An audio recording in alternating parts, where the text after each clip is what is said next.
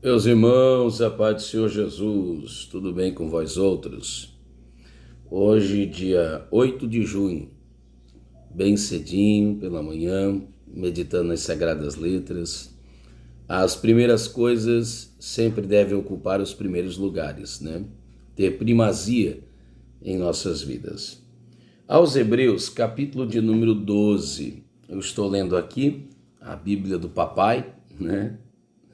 Eu estou lendo no Kindle, eu amo ler virtualmente falando, admiro quem opta em ler, né, no físico, por assim dizer, mas eu amo ler virtualmente pela acessibilidade, por poder levar nos mais diversos lugares. Você imagina que na minha biblioteca virtual eu devo contar com mais de 100 mil livros, com certeza muito mais do que isso. Então, ali você tem livro consulta, livro de cabeceira, enfim, você pode ler vários livros ao mesmo tempo, com objetivos distintos. Nós que temos a grata alegria de sermos pregoeiros do Evangelho, você imagina, eu leciono para núcleos de teologia, são 2 no presente momento. Eu sou um amante das Sagradas Letras e, como cristão, devo lê-la devocionalmente. Eu tenho as minhas agendas, consequentemente eu tento, pelo menos, né, seguir as diretrizes ali dos temas que nos são apresentados, e eu tenho de ler teologicamente falando. Então, olha a minha grade, né, de leitura. Inclusive, fica aqui um conselho, né, eu leio fidedignamente a minha Bíblia, né, chamada de Graça Diária, a Bíblia tendo como autor a Bíblia, a Palavra de Deus, logicamente, né, seus 40 autores, como você é bem sabedor, pelo menos 40 desses, talvez um pouco mais, mas a organização dela tem como seu principal editor Max Lucado, um dos maiores autores do nosso tempo, né? E nessa porção diária ele organiza a Bíblia que você a lê por datas. Então não é uma Bíblia que você deva levar a um culto público, você não vai situar-se. Você não a lê por capítulos e versículos ou em ordem sequencial, como as Bíblias convencionais nós temos, mas em datas. Então eu lendo ali as proporções do dia, né? Então, além dessa minha devoção diária, além dos núcleos que eu atento, que eu preciso ler sobre os assuntos que eu estou ali lecionando, eu preciso ler teologicamente, também preciso ler um livro, né, de apego ao meu coração, e também preciso ler sobre os temas, sobre as campanhas que eu estou ministrando. Eu sempre peço o mais rápido possível que me envie os temas para que eu possa ler sobre, orar ao bom Deus para que Deus, o Senhor, nos oriente. Então é uma vida devocional a leitura, tá certo? Então eu quero deixar um pensar aqui com vocês na tradução que tem, essa é a Bíblia do Papai, tá certo? E é só um pensar, é só um pensar. Eu estou devendo ainda um vídeo que eu devo fazer posteriormente, falando sobre, dando um spoiler, por assim dizer, sobre as Bíblias de estudo que eu conheço. Na verdade, a pergunta sempre meus alunos perguntam isso, enfim, nossos queridos irmãos perguntam isso, aqueles que nos acompanham aqui no canal, no dia a dia, né, qual Bíblia você me indica? E a minha pergunta, fazendo a lá Jesus, né, respondendo uma pergunta com outra, em que nível, em que estágio de literatura cristã você se encontra? Você está organizando uma biblioteca? Você já tem uma biblioteca? Você tem uma preferência? Você está atendendo um público específico? Se você for um líder de um grupo familiar, eu te indicaria a Bíblia de Estudo da Família, começar por ali. Se você atende uma comunidade terapêutica, a Bíblia de Estudo do Despertar. Se o teu ministério é voltado ao evangelismo pessoal, a Bíblia de Estudo do Evangelismo Pessoal. Aplicação pessoal também, a BEAP, né? Bíblia de Estudo da Aplicação Pessoal da CPAD. Enfim, então isso vai depender, né? Se você é uma irmã, se é um irmão, se atende de ação, se é um obreiro. Então existem aquelas Bíblias ou aqueles livros, né? Agora olhando para a Bíblia como um livro de cabeceira, e a Bíblia atende essa demanda, mas existem também aqueles livros que eu nomino como livros consulta, Dá um exemplo aqui, quem é quem na Bíblia? Esse é um livro indispensável para a biblioteca de um pregoeiro, de um amante, de um leitor das Sagradas Letras. Quem é quem na Bíblia? A fim de que você situe-se e não troque os personagens.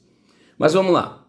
Então eu estou devendo esse vídeo, a gente vai fazer com um pouquinho mais de tempo, assim queira Deus, um futuro bem próximo. Aos Hebreus, capítulo de número 12. Na verdade, eu já ministrei esse texto, tá? Numa série de mensagens, eu o dividi, tá? Em 8 sermões na época. Então você imagina o quanto esse texto realmente tem muitas coisas boas a nos ensinar. Mas eu lendo a minha Bíblia devocionalmente, como cristão, não como estudante, não como um pregador, não como alguém que leciona teologia, e eu não considero-me, assim, eu fujo do termo professor, eu acho bem pesado, ainda mais falando de Bíblia, de teologia, que de fato você sabe é uma ciência muito aberta, né? Quem estuda teologia, por exemplo, estuda hamartiologia, doutrina do pecado, mas se teologia, theos, né? Deus, logia, estudo de Deus, se é o estudo de Deus e Deus nunca pecou, então para que estudar o pecado? Então, na verdade, a teologia ela abre mais o leque ainda do que a própria definição da palavra.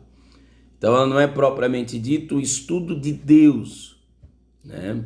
Um Deus a ser estudado na medida que se revela. E esse é tão complexo entender sobre ele, do que ele se revela, do que ele se propôs a se revelar, porque existe muito mais. Então, imagina, é por isso que eu sempre dou meu conselho aos alunos quando me perguntam sobre, né? Eu digo, olha, gente, é a história de Jesus com Nicodemos. Você não sabe nem as coisas daqui de baixo, vai querer entender as de cima. Então vamos começar com as reveladas, porque essa pertence a nós e nossos filhos. Deuteronômio 29, 29. Mas voltando aqui, lendo a Bíblia devocionalmente, como um cristão, como uma alma que precisa ser alimentada, eu acho que o pregador, o pastor, ele nunca pode esquecer-se disso, que ele também é uma alma, que ele também é gente, que ele também é vida, que ele também precisa ser alimentado. Me deparei novamente com esse texto. E a gente, como gente que somos, comuns como os outros, né, tentando otimizar o tempo com a vida corrida, tendo a vida secular e toda aquela coisa, família, demanda, e ministérios que a gente atende, que auxilia, enfim. A ideia é passar logo, né? Não, vamos passar logo. Já eu tenho uns sermões elaborados sobre esse texto, eu já li inúmeras vezes, por assim dizer, esse texto. Mas como a Bíblia é uma fonte inesgotável, sempre tem uma deixa, uma revelaçãozinha nova. Então vamos lá. A epígrafe, na Bíblia que sou portador da mesma, no presente momento, diz: devemos imitar. Então é diretivamente, né? Lembra lá os mandamentos judaicos, os preceitos, 613, né? Dividido entre os que eu não devo e os que eu devo. Então esse é o que devo, ativamente, não passivamente.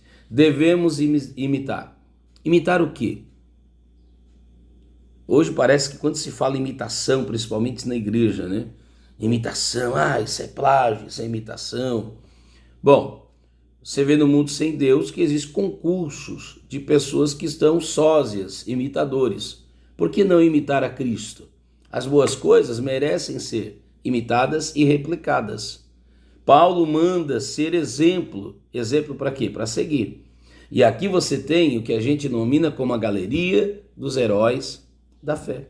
Surpreendentemente. É surpreendente porque tem Abraão, tem Isaac, tem Jacó, tem José, tem Moisés, isso não me surpreende, tem Davi, mas surpreendente porque tem Raabe também. Então a Bíblia é maravilhosa, manifestação da graça de Deus. Eu não tenho problemas nenhum em compreender o porquê que o Moisés está aqui. Agora, por que a Raabe está na galeria dos heróis da fé? Uma mulher de caráter comprometido, uma mulher que, como você bem sabe, né, a Bíblia a nomina como uma prostituta, né, uma meretriz, né, alguém que vivia ao esmo da sociedade, enfim, que não encontrou lugar na cidade de Jericó, mas encontrou lugar nas Sagradas Letras para ser um exemplo dos fiéis, não pelo seu pecado, mas pela sua conversão, seu arrependimento e pela obra que fizera. Se a Raabe pode ser útil, a gente também pode, tá bom? Devemos imitar o exemplo de Cristo, que foi perseverante em meio às provações. Então, o autor aqui, ele coloca essa epígrafe, por certo, pelo que vem a seguir.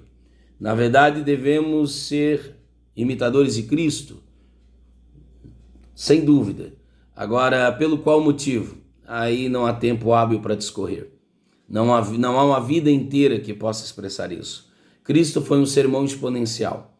Seu modo de tratar, seu modo de falar, seu modo de ouvir, seu modo de agir. Jesus era um sermão exponencial. Você olhava para Jesus e ali estava um sermão pregado. Então, até quando ele se calou, exemplo, calou-se para Herodes e pregou para Pilatos, nos serve de exemplo. Por que pregou para Pilatos e por que não pregou para Herodes? Tem tanta coisa boa sobre Jesus. Mas aqui ele pinça uma das inúmeras virtudes de Jesus e ele vai dizer que nesse exemplo também Jesus pode ser seguido.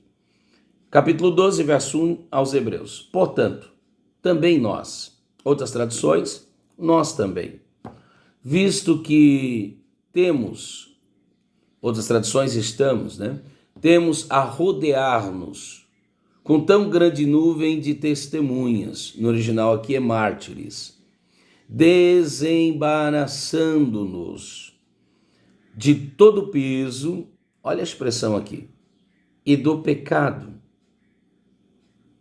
que tenazmente nos assedia, somos assediados. Agora, desembaraçados, ele usa um termo, ele usa uma fala odierna de seus dias, ele usa uma analogia na sua fala, ele diz assim, corramos com perseverança. Outras traduções, paciência. Então, você pode correr, mas não pode ter pressa, A carreira que nos está proposta. Então, nós temos uma carreira, nós temos uma corrida, nós temos um propósito, nós temos um objetivo. E o nosso propósito deve ser propositar-se em cumprir esse propósito. Desculpa a redundância. O meu propositar deve ser, eu tenho um propósito. E qual é o propósito? O propósito é seguir o propósito. Qual é o plano? O plano é seguir o plano.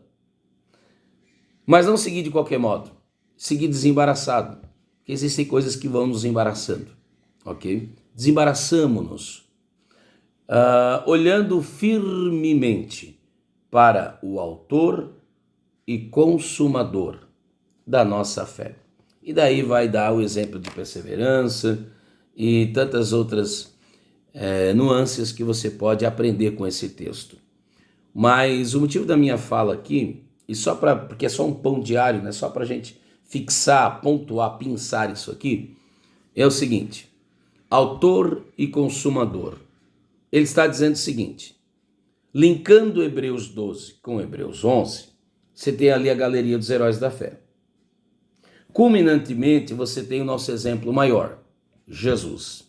É a mesma lógica de Filipenses capítulo 2. Mesma lógica, tá?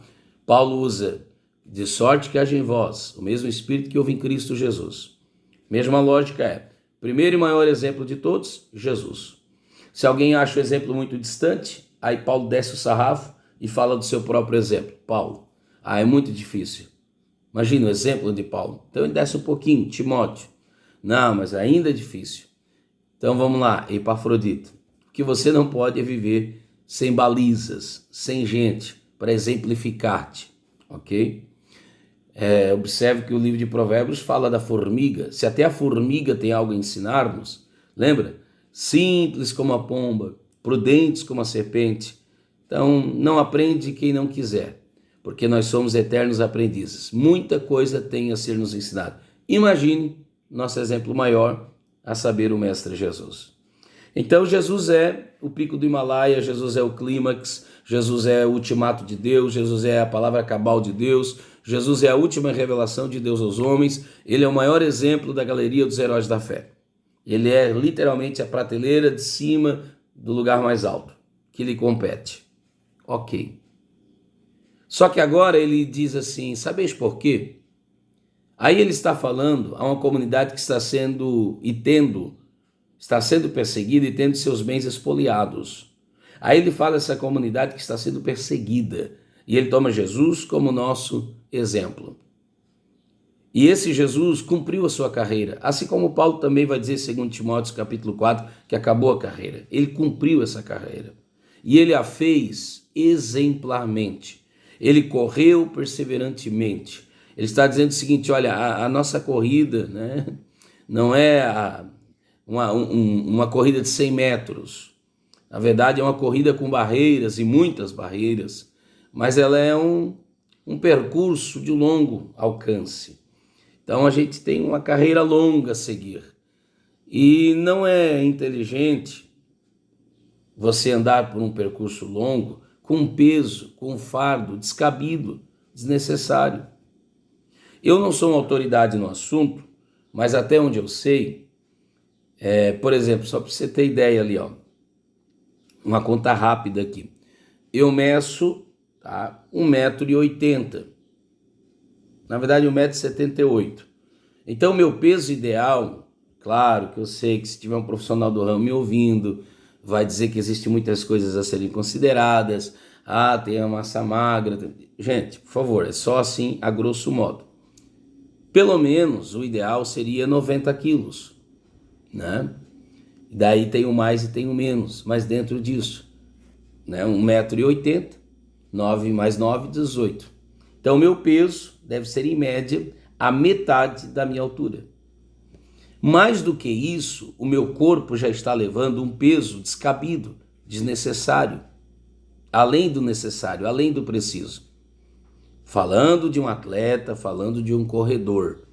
É lógico que existem alguns esportes, por assim dizer, e eu me lembro de alguns, um lutador de sumô, por exemplo, né, que precisa ter mais peso, mais envergadura, para cumprir seus propósitos. Mas aqui nós estamos falando do propósito de um corredor, numa corrida, de alguém que está em movimento.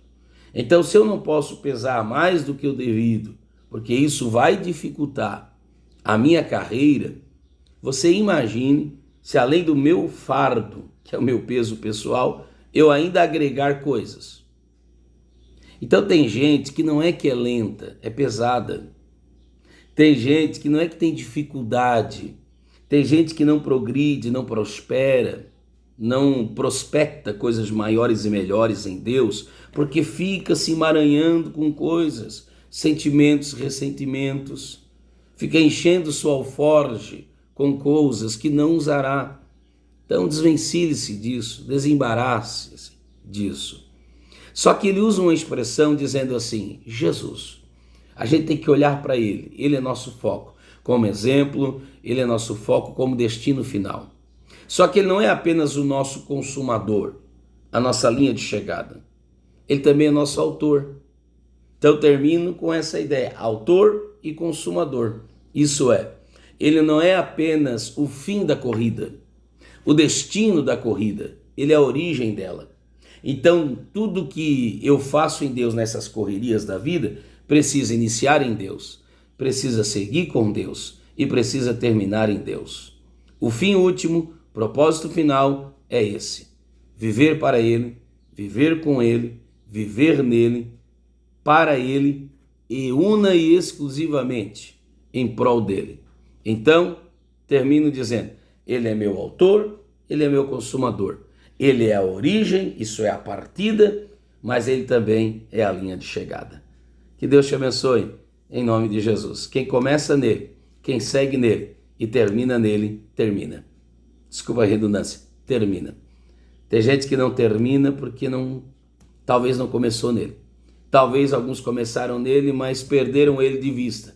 Não focaram ele como objetivo final. Então não basta correr, é preciso saber para onde está indo. Deus te abençoe, em nome de Jesus. Se ainda não é inscrito, faça isso, inscreva-se no nosso canal, deixe seu like, faça comentário, sugestões para próximos vídeos e vamos pensar em Bíblia, tá bom? Uma excelente semana em Cristo Jesus. Deus te abençoe. Dia, fim de semana em Cristo Jesus.